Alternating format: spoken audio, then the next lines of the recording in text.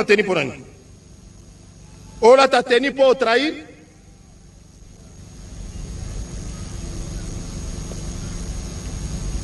Bosala eloko boyekei, bosala boyekei, bosala boyekei, boko ta réunion ekei, bo ekei.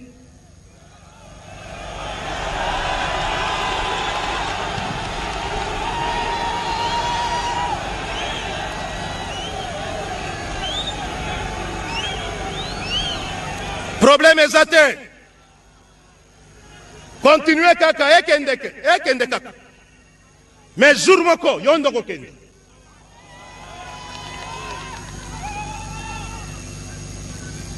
Trop de traîtres à tous les niveaux. Loyauté zéro. Même à Tamasolo ya Pamba ekei. Bon planifier mouké ekei. Mais entre-temps, on l'a dit teni à FRDC. Et puis au lobby, je suis loyal. Et puis Nassou Lobby n'a prêté serment. Il n'y a pas de problème. Les seuls juges, ils en ont. Nakati a loyauté. Arrêtez de faire la politique. L'armée est ta politique. Mais yozo quoi ta politique pourquoi? C'est une question que nous avons posée. Ozo quoi ta politique pourquoi? Yo ozawana pona mboka. Ozawana pona kobatela eloko mboka na biso. Ozawana pona ko protéger population. Mettez la position na yo. Yo za la position yo. Naka militaire. Au bandit tout ba regroupement politique.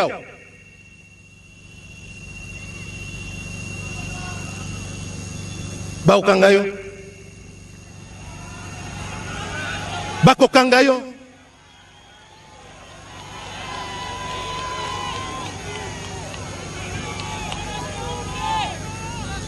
L'armée est ta politique.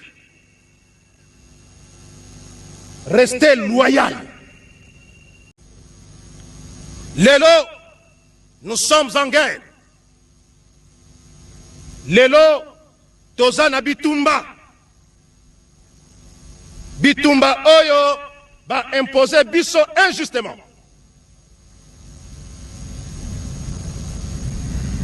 Bas soldat na Bisso, Bazakuna.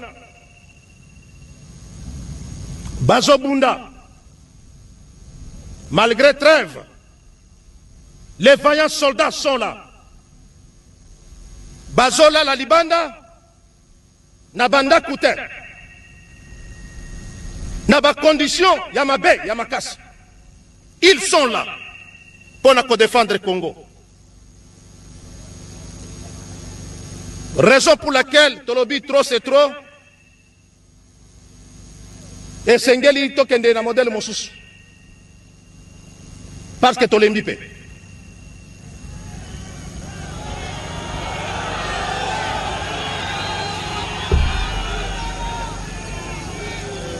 Jamais la RDC écotique qu'elle a toujours en défensive. Jamais. Tokotique qu'elle a subir kakaba chocoté.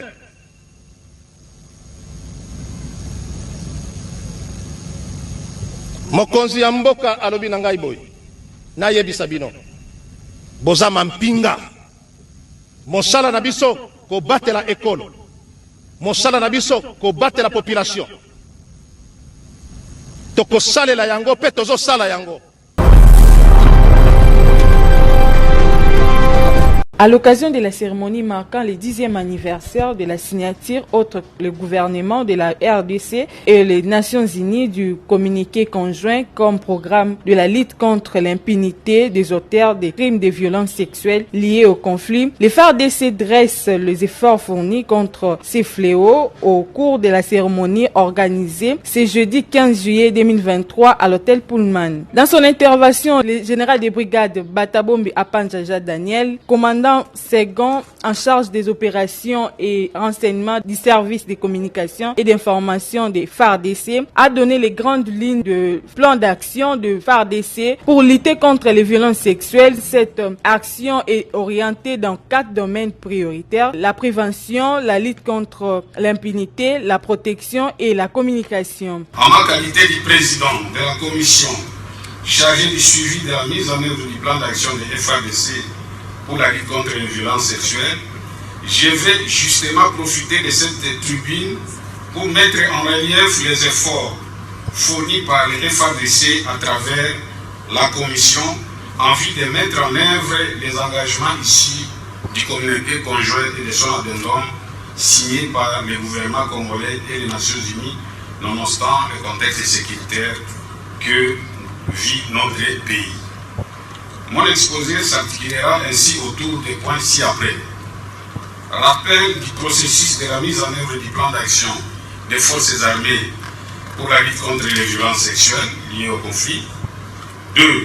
Les réalisations à l'année 2015, date à l'année à laquelle la commission a été mise en place jusqu'à 2022. 3. Je parlerai des défis à relever. Et 4. Je vais exprimer les attentes de la commission. En 2011, le rapport du secrétaire général des Nations Unies a inscrit les FARDC sur la liste noire des partis en conflit armés en raison de leur ampleur des cas de violences sexuelles mis à leur charge. Cependant, il faut relever que les groupes armés s'adonnaient également.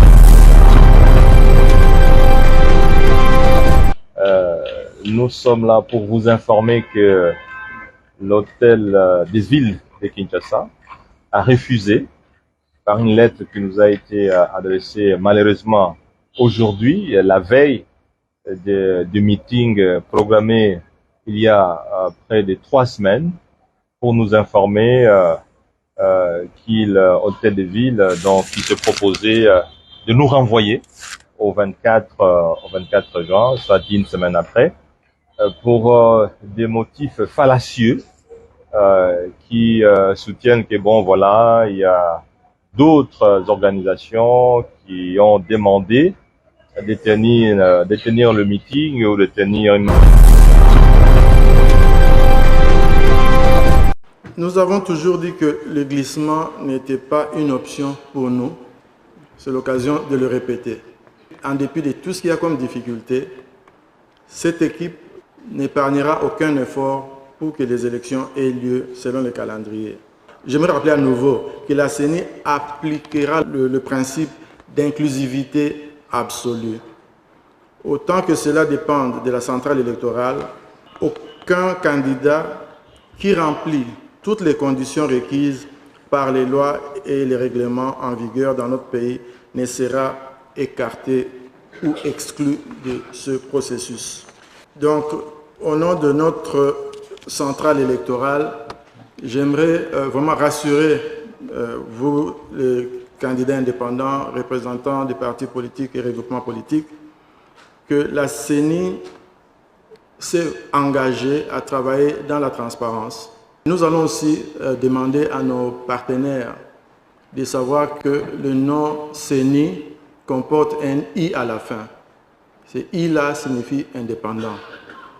Sans indépendance, nous serons à la solde de certaines parties prenantes ou de certains intérêts. Donc la CENI est jalouse de son indépendance. Nous serons indépendants. Nous tâcherons de faire en sorte que cette indépendance ne puisse pas affecter la transparence. En même temps, la transparence ne devra pas affecter notre efficacité. Cela doit être clair. Vous avez en face de vous une équipe qui est déterminée à tirer des leçons des faiblesses du passé, à consolider ce qui a été bien fait. Ayons seulement la solidarité et l'honnêteté intellectuelle de reconnaître là où les choses sont bien faites. Parce que nous allons continuer à bien faire les choses. Les candidats qui vont bien travailler, c'est-à-dire en termes de campagne, en termes de tout ce qu'ils ont fait pendant les 5 ans qui vont bientôt s'écouler, ces personnes ont beaucoup plus de chances d'être élus par leurs électeurs et la CENI ne changera pas ces résultats-là.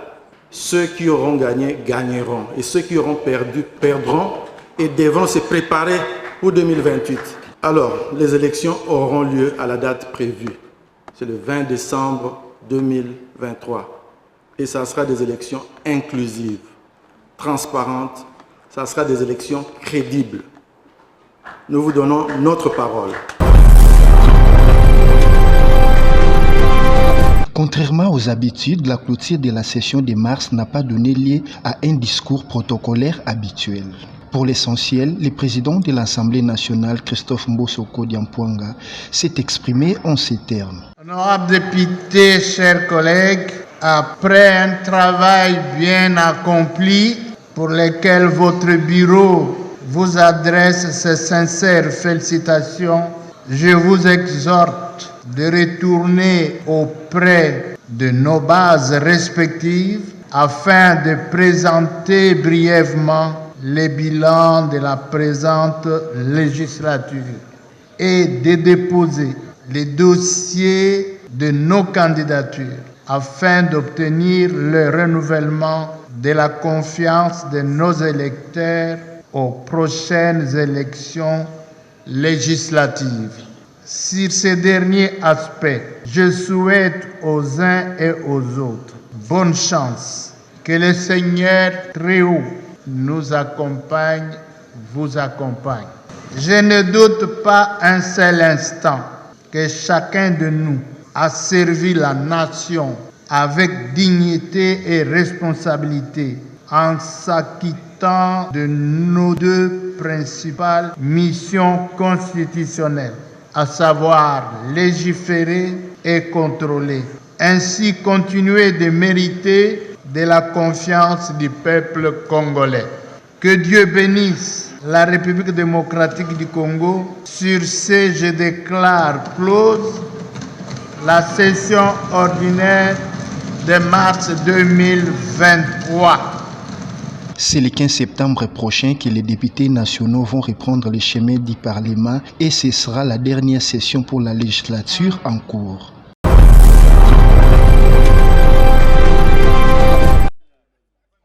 Les candidats finalistes du cycle terminal avant les humanités s'élèvent à 94 972 répartis dans 112 centres, soit 49% de filles et 51% des garçons pour le Haut-Katanga 1. Ces épreuves nationales sanctionnent la fin du cycle de l'enseignement de base, ont été lancées dans le Haut-Katanga par le vice-gouverneur Jean-Claude Kanfouaki-Mimba, accompagné de la ministre provinciale de l'Éducation Marie-Chantal Kalea Kiloufia et de la maire adjointe Joyce Tunda au complexe scolaire Rossignol situé dans la commune annexe. Ici, les élèves ont été encouragés par différents responsables de l'éducation, notamment l'IPP et les directeurs provinciaux de l'enseignement primaire, secondaire et technique en province. Ces derniers ont aussi loué les efforts fournis par le gouvernement national qui souhaite que chaque enfant congolais jouisse de son droit à l'éducation, car cela porte déjà des fruits suite au nombre élevé des candidats qui grimpent chaque année. Quant au vice-gouverneur Jean-Claude Kanfouaki-Mimba, il a exhorté les candidats finalistes de l'éducation des bases à aborder cette épreuve des TENASOP des 2 jours sans crainte. Il s'agit de votre journée. Il est question de vous évaluer. Il est question de tester ce que vous avez maîtrisé afin de vous orienter. N'ayez aucune crainte, effacez la frousse, comptez sur vous-même, sur ce que vous connaissez. Je vais tout simplement vous souhaiter courage et bonne chance. Au nom de son Excellence, Monsieur le gouverneur de province, je déclare lancer sur toute l'étendue de la province du Haut-Katanga les tests nationaux de sélection et d'orientation scolaire et professionnelle, édition 2022-2023. Je vous remercie. Juste après, le numéro 2 de l'exécutif provincial a distribué symboliquement les questionnaires au camp. dans 6 mois, la MONUSCO pourra bel et bien se retirer du sol congolais. Mais avant ce retrait historique, le gouvernement de la République doit travailler conjointement avec la MONUSCO pour une transition efficace. C'est dans cette optique que s'est tenu à Bunia l'atelier de la validation des termes de référence ainsi que la mise en place de l'équipe provinciale de transition pour la province de l'Ituri. À l'occasion, le chef du bureau de la MONUSCO Ituri, Karnasoro, a appelé toutes les parties prenantes à s'approprier ces processus très colossal pour un retrait responsable et progressif de la MONUSCO. Nous attendons à ce que chacun s'implique effectivement et sincèrement dans ce travail.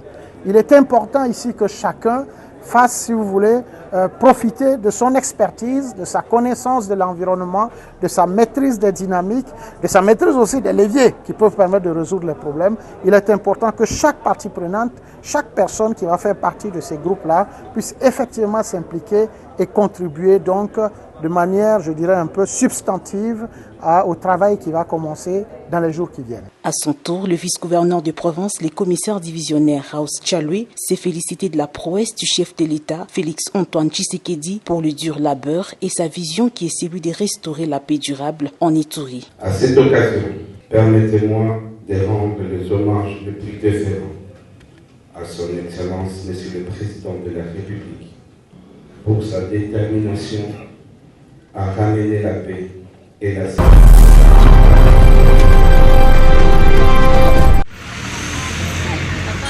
Quelques mois après la démolition des maisons construites anarchiquement le long de l'avenue de la Libération ex-24 novembre, la population alerte les autorités sur les retours des activités en dessous des maisons démolies qui représentent un danger permanent pour les habitants de ces coins, beaucoup plus pour ceux qui exercent leurs activités. Ils ont vraiment pas si mingi paiement. Dans un pays sérieux où l'État a décision, on a nuire via Batoupe, bien Batouba. Malgré l'État a colo mabélé. Après la suite, décision comment créer sous le bandet comment créer ma bé pour la population na yemo. Tant de bonnes tant de bacaniveau za bouché. Bandako ba colonne ça déjà dérangé donc ça risque pour la bisomoka la population. Très ma casse par rapport que de un amour de bâti sanitaire quoi sanitaire. Ingeza out mieux bâti les alaki na compte qui ba buki bâti ko inachevé boza sanitaire comme makasi. Ils accordent des risques. Ba mbule goya ba pepe makasi ba to ko bata mate ba pepe mire ko encore. Donc pour ngai c'est mieux buta faire pas buta buka. Faka tika neka ka bongo. Donc le roi buki il faka samsa na tika msala inachevé et sa propreté c'est mieux ta bongo ça ça na gouvernement ya bango moko de son. Ndé ba travailler bien. À l'autorité urbaine de réfléchir sur la suite réservée à ces maisons démolies, allant dans le sens de trouver une solution d'achever les travaux qu'elle avait déjà commencé pour éviter.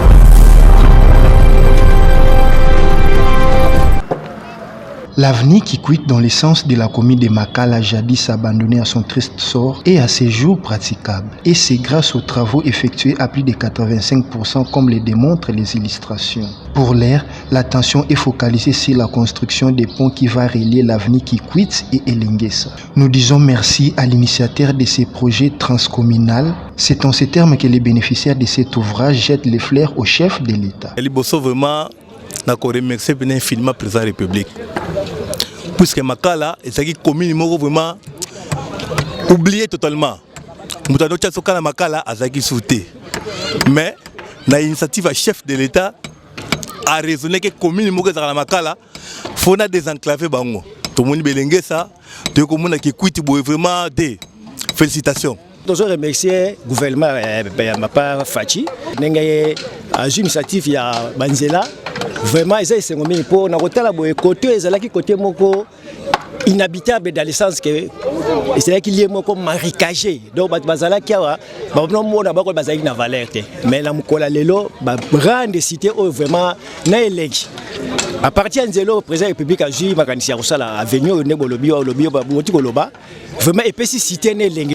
Et c'est moi qui bosse, Zali pour Malobo, mon amboka, chef de l'État, Félix-Antoine Tshisekedi, Chilombo, moi, Etienne, Yatiwa, Moulumba, à la kaki en opé comme Komona, pour placer un gelé à la quitter. Et c'est mon avis, c'est Zaya Makasi, Banzo Somona Kuna, Ndeba Tuba Telemi. C'est que c'est moi qui suis la population baya batele to tele maka banda tongo tipo quoi to solo la kaka ba parlement de boy comme ko bota par-ci par-là to balabalo ezaki muke mais les loto moni mituke comme ko le en tout cas epesi esengo moko ya kosakana te na kote oyo. La construction de cet axe routier permettra une bonne fluidité des transports et limiter tant soit peu les embouteillages qui se forment dans les grandes artères. Il convient de rappeler que l'avenue Kikwit traverse les communes de Lemba, Limete, Kalamu, Makala et Ngaba.